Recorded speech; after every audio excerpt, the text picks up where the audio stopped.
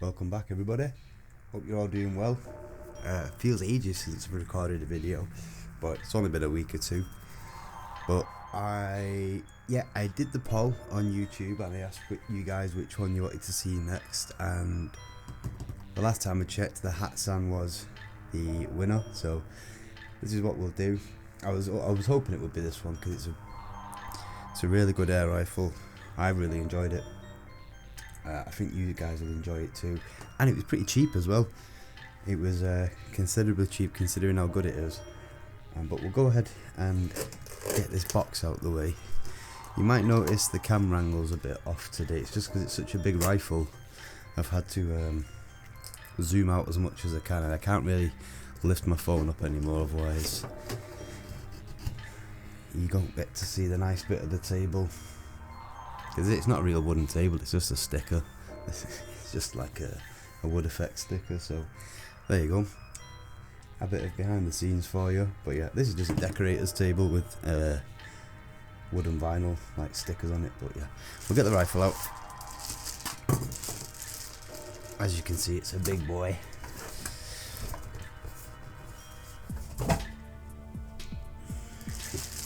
Take this bag off it.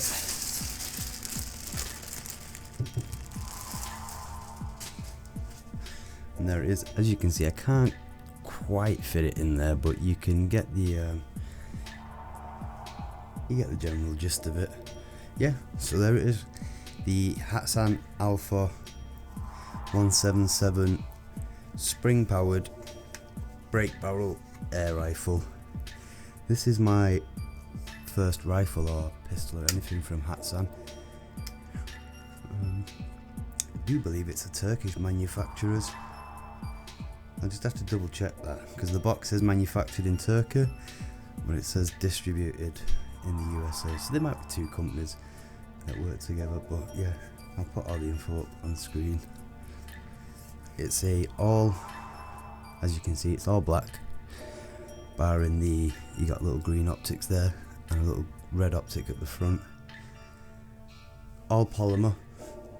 I don't think it's ballistics polymer, but it's all polymer. You've got a rubberized stock here. The butt of the stock is rubberized just for grip and a bit of comfort. Does feel comfy when you're aiming down it. You can get your cheek quite close to it. It's quite comfortable. If you see up the top here, you get pick rail, weaver rail for,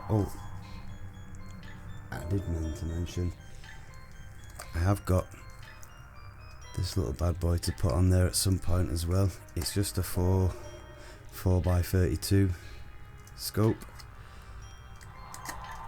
I haven't had a chance to get it zeroed in yet, but it's focused so you can see through it nice and clearly, but we'll go ahead and pop that on at the end. But if I just walk you through some of the features of the gun. So as you can see, it's got quite a long barrel on it. It is break barrel, so everyone who knows how to shoot a springy, you just snap the barrel. You would load your pellet just in that little hole there, snap it back. You've got safety here at the back, so you push it in when you want to fire. You get a little red indicator there to let you know that you're in fire. You just pull it back out in safe.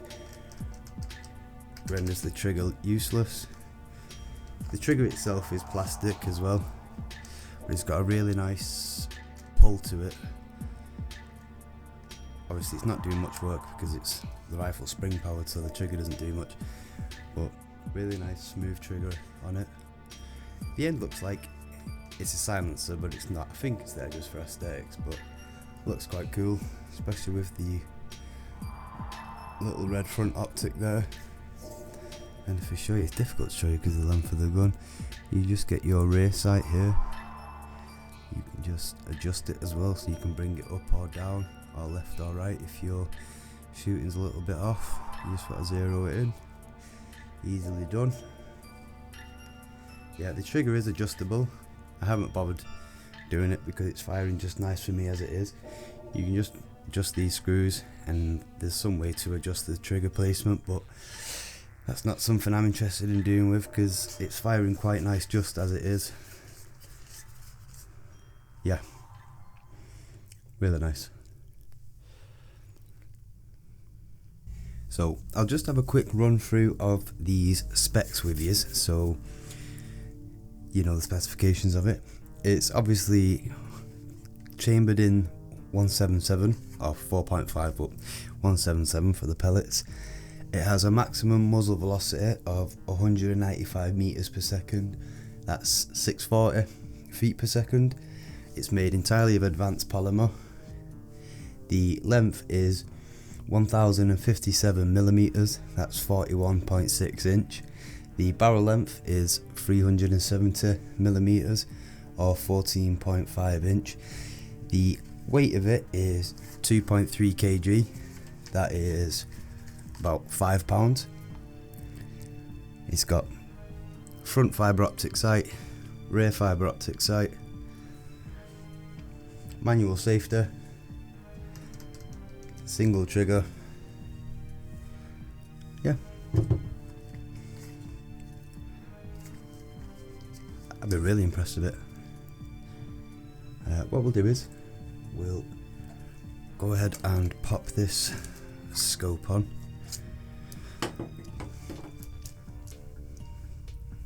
I believe I'll put it all up on the screen, but I do believe this is just, obviously I bought this from Pelpax, and this is from Pelpax as well. I do believe it's their own brand of scopes, but it was a pretty cheap scope, but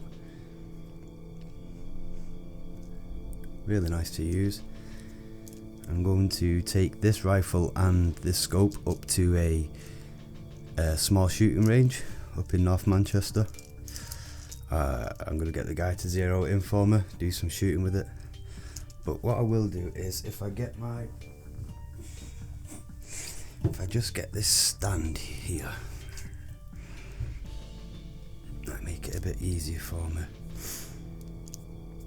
So you just loosen off these little screws here. I find it's easier to just take them completely off, take these little brackets off. Sorry, I dropped one of the bolts. Just position it on there. I like it just there, so it's about 3 inch or so from where your eye is eventually going to be. Keeps everything nice and focused. I can't really see what I'm doing on the other side here.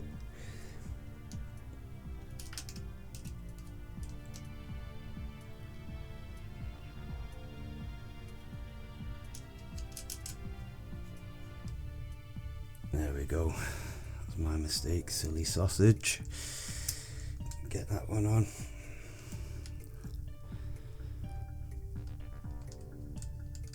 There we go, that was a bit more cooperative. Tighten it up. We'll go ahead and get the stand out the way.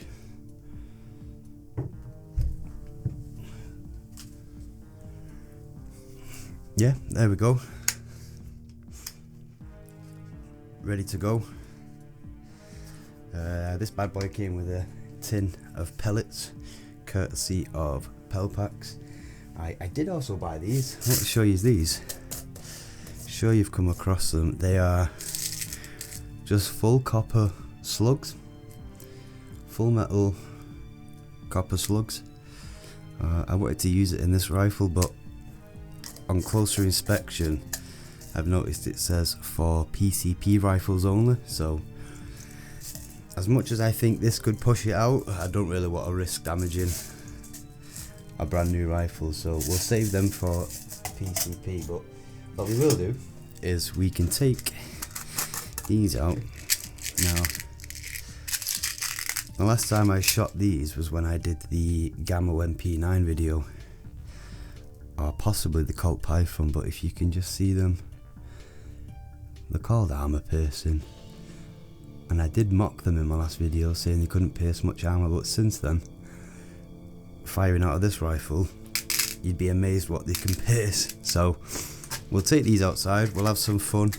The ones they actually sent me were just your bog standard domed 177 pellets.